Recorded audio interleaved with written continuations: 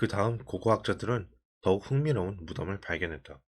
무덤 속에는 얼굴을 마주보던 두 구의 유골이 있었는데 하나는 12세에서 13세 소녀의 뼈였고 다른 하나는 9에서 10세 소녀의 뼈였다. 소녀는 5천 개의 상아구슬로 뒤덮여 있었고 여우 이빨로 장식한 모자를 쓰고 있었으며 그런 이빨 250개가 들어간 허리띠를 하고 있었다. 소녀를 장식한 상아구슬은 5,250개였다.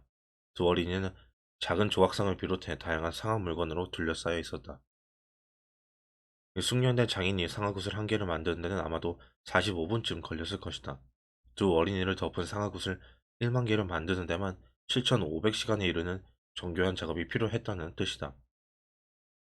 숙련된 장인이 3년 훨씬 넘게 작업해야 할 양이다. 이렇게 어린아이들이 지도자였거나 메모드 사냥꾼이었을 가능성은 희박하므로 문화적 신념만이 그처럼 사치스러운 매장의 이유를 설명해 줄 수 있다. 이 하나의 가설은 이들의 계급이 부모에게서 기인했다는 것이다. 아마도 그들은 가족의 권위를 신봉하거나 엄격한 상속 원칙을 믿는 문화에 속하는 지도자의 자녀였을지 모른다. 두 번째 가설은 이들 어린이들은 태어날 때부터 오래전에 죽은 사람의 환생으로 여겨졌다는 것이다. 세 번째 가설은 아이들을 매장한 방식은 살았을 때의 지위가 아니라 죽는 방식을 반영한다는 것이다. 즉, 이들이 종교 의식에서 희생되었으며 그러고 나서 부장품을 갖춘 화려한 무덤에 묻혔다는 가설이다. 정확한 답이 무엇이든 간에 승기르의 아이들은 3만 년 전의 사피엔스가 우리의 DNA뿐만 아니라 여타 인간이나 동물종의 행동 패턴을 훌쩍 넘어서는 높은 수준의 사회 정치적 코드를 발명할 능력을 갖추고 있었음을 말해주는 가장 훌륭한 증거다.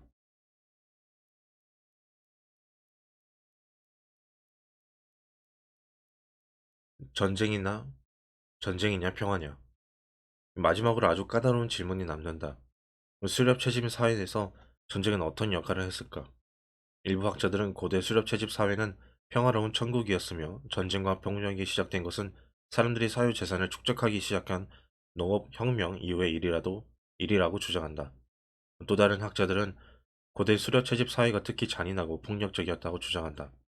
두 주장은 모두 공중에 지은 누각이 지나지 않고 이들의 지상과 연결하는 줄은 가늘다.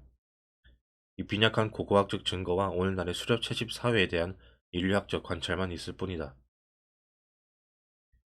인류학적 증거는 흥미롭지만 문제가 너무 많다.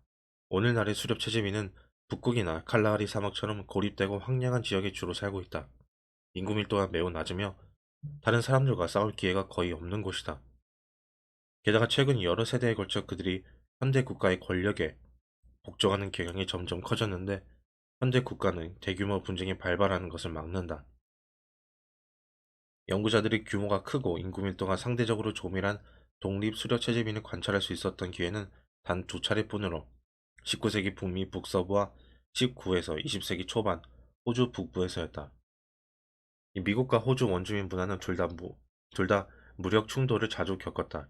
하지만 이런 무력 충돌이 영원히 지속된 상황이었는지 유럽 제국주의의 여파인지는 논란의 대상이다. 한편 고고학 유물은 드물고 불분명하다. 수만 년 전에 발생했던 전쟁에 대해 말해주는 단서가 남아 있을 수 있을까?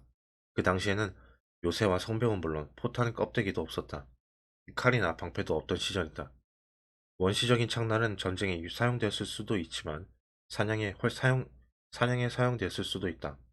인간의 유골 화석이라고 해서 해석하기가 더 쉬운 것은 아니다.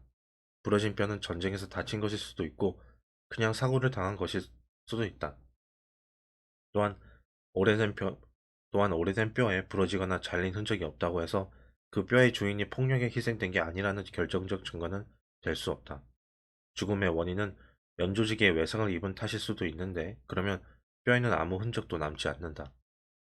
이보다 더 중요한 사실은 산업혁명 이전의 전쟁에서 사망자의 90% 이상은 무기가 아니라 굶주림과 추위와 질병 때문에 죽었다는 점이다. 3만 년 전 어느 수렵체진 부족이 임금 부족과 영역 싸움에서 패배해 본거지에서 쫓겨났다고 상상해보자. 문제의 결정적 전투에서 10명이 사망했고 이듬해 해당 부족원 중 100명이 굶주림과 추위, 질병으로 죽었다. 이 110개의 유골과 마주한 고고학자들은 대부분은 모종의 자연재해로 사망했다고 아주 쉽게 결론 내릴지 모른다. 이들 모두가 무자비한 전쟁의 희생자였다는 사실을 우리가 어떻게 파악할 수 있겠는가? 주의사항을 충분히 설명했으니 이제 고고학적 발견의 내용을 알아보자.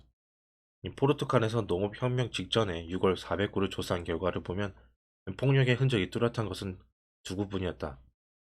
이스라엘에서 나온 같은 시기에 6월 400구를 대상으로 비슷한 조사를 한 결과는 인간의 폭력 탓으로 추정할 수 있는 흔적이라고는 하나의 두개골에 하나의 금이 가 있는 것뿐이었다. 다뉴브강 유역의 농업혁명 이전 시기 유적지 여러 곳에서 409의 유골을 조사한 결과는 좀 달랐다. 18개 유골에서 폭력의 흔적이 나타났다. 400명 중 18명이라면 많지 않은 것으로 보이지만 실은 높은 비율이다.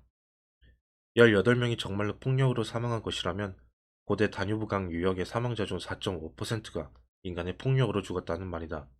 오늘날 전쟁 및 범죄에 의한 사망률은 세계 평균 1.5%에 불과하다. 20세기 사망자 중 인간의 폭력에 의한 희생자는 5%에 불과했는데 더구나 이 시기는 두 차례의 세계대전과 역사상 가장 대규모 인종학살을 겪은 시기였다. 그러니 위의 유골에서 나타난 증거가 전형적인 것이라면 고대 다뉴브강 유역은 20세기와 비슷한 정도로 폭력적이었다고 할 수 있다. 다뉴브강 이외의 다른 지역에서도 이처럼 우울한 결론이 도출되었다. 수단의 잡을 사바하에 수단의 잡을 사하바에서는 59구의 유골이 매장된 12,000년 전 공동묘지가 발견되었다. 그런데 화살촉이나 창끝이 박혀있거나 바로 옆에서 발견된 유골이 24구로 전체의 40%였다. 한 녀석의 유골에는 12곳의 부상 흔적이 있었다. 독일 바이에른 주의 오프넷 동굴에서는 고고학자들이 수렵 채집인 38명의 유골을 발견했다. 대부분은 여성과 어린이였고 두 군데 구멍에 던져져 매장되어 있었다. 이 중 어린이와 아기를 포함한 절반의 뼈에는 곤봉이나 칼처럼 인간의 무기에 의해 손상을 입은 흔적이 역력했다. 성인 남성의 뼈는 몇 되지 않았는데 이 뼈에는 최악의 폭력이 자행된 흔적이 남아 있었다. 전체적으로 모아 한 무리의 수렵 채집인 전원이 그곳에서 대량 확산될 것일 개연성이 아주 높다. 이 다음 중 어느 쪽이 고대 수렵 채집인의 세계에 더 잘 대변할까? 이스라엘과 포르투갈의 평화로운 유골, 아니면 자블 사하바와 오프넷의 도살장, 어느 쪽도 아니다. 이 수렵 채집인들의 종교와 사회 구조가 매우 다양했던 것과 마찬가지로 이들의 폭력 사용률 역시 매우 다양하게 분포됐을 가능성이 크다. 특정 시기, 특정 지역의 사람들은 평화와 고요를 즐긴 반면 다른 무리들은 격렬한 폭력으로 고통을 당했을지 모른다.